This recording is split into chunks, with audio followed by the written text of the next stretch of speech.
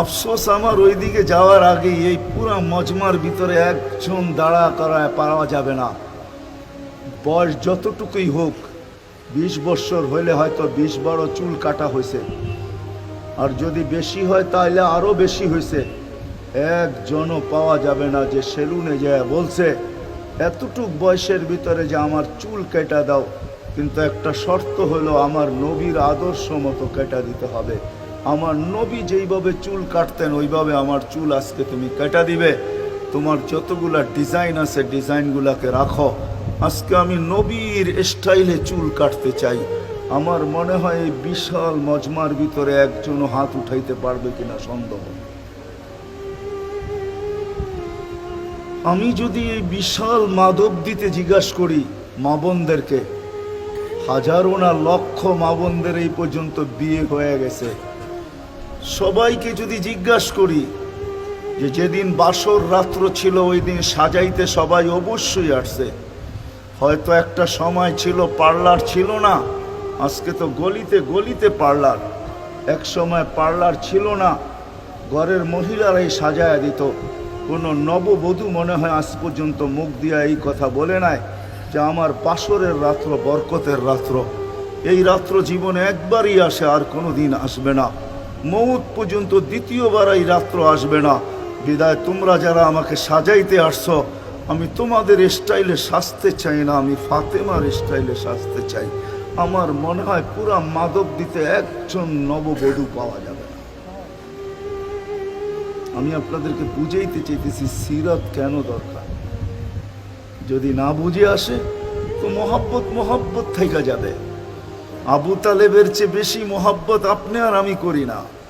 হায় হায়, আপনারা আম্মা জানের কবর দেখেন না, আপনাদের অনুভূতি হবে তো হবে কোত্থেকা। আল্লাহ আমাকে এই 2 চোখ দিয়ে আম্মা জানের কবর দেখাইছেন, বিধায় আমার অনুভূতিটা একটু অন্যরকম। আমেনার কবর আমি দেখছি, আবহাওয়া আমি গেছি, আমেনার কবর আমি দেখছি।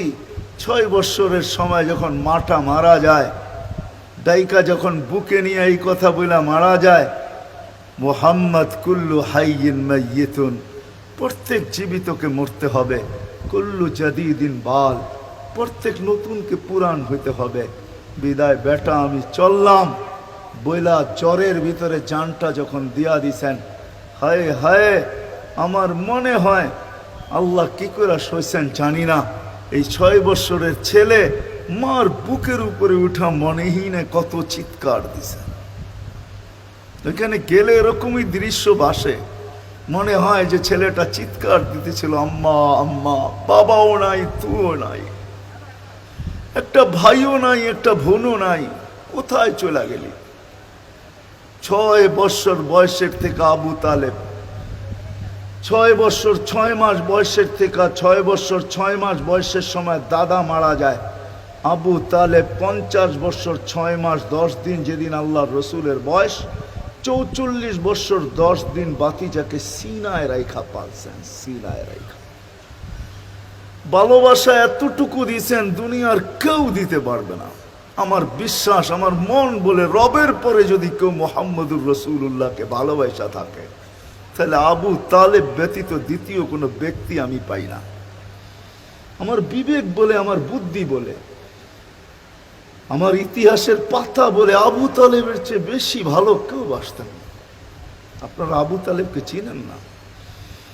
মক্কায় যার উপরে আঙ্গুল উঠানের কোনো ব্যক্তি ছিল না। মক্কা ভূখণ্ডে, আরব ভূখণ্ডে, মক্কা তো দূরের কথা, আরব ভূখণ্ডে কেউ যার উপরে আঙ্গুল উঠানের ক্ষমতা ছিল না। খারাপ দৃষ্টিতে যদি আঙ্গুল উঠাইতো তো পাঞ্জার থেকে সাথে সাথে পৃথক হয়ে যেত। এরকম ব্যক্তিত্বের মালিক। 4টা বৎসর বাতিজার ভালোবাসায় পাতা চাবাইছে, অবরুদ্ধ জীবন কাটাইছে। ওলামাকে জিজ্ঞাসা করে, অবরুদ্ধ জীবন। আবু তালেবকে অবরুদ্ধ করবে মক্কায় কোনো ব্যক্তি? মক্কার মাটি এরকম সন্তান জন্ম দেয় নাই, প্রশ্নই উঠে না।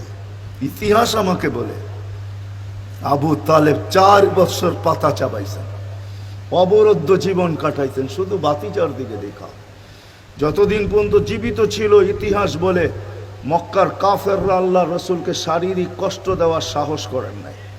সবাই যখন বিছনায় ছিলেন তখনও না, মৃত্যু শয্যায় যখন কাতরাইতে ছিল তখনও কেউ সাহস করে নাই।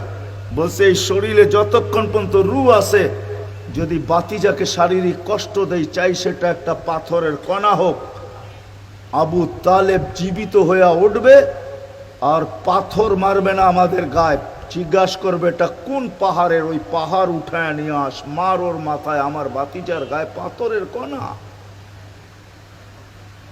এতটুকু ব্যক্তিত্ব, 4 বৎসর পাথরের পাতা যা।